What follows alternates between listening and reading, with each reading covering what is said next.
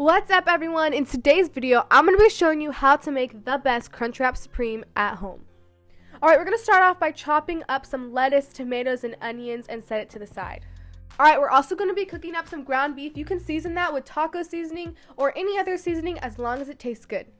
Alright, now we got to get a big tortilla. I'm talking big. We want big. We want to be able to fill more things in that tortilla. Okay, so now we're going to go in with some nacho cheese and sour cream and just spread that all along the bottom and add our ground beef on top of that. We're going to go back and add our lettuce, tomatoes, onions. Alright, now we're going to get a tostada shell and add more nacho cheese and sour cream. Guys, this is what gives it that amazing crunch you're going to want. Alright guys, this is where it gets serious. This is probably the most complicated part of the whole Crunchwrap Supreme making process.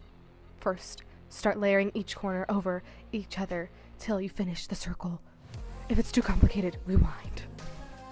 So now we're going to get a pan and put on medium heat, put a little bit of olive oil, and let it sizzle there till it's nice and crispy. We want it crispy, guys. We want that crunch. Oh, look at that. Wow. I know it looks burnt, but it's not. I mean, it's supposed to be like that. It's literally in the word. Crunchwrap Supreme. Crunch. Crunchy. You want the crunch? It's supposed to be crunchy.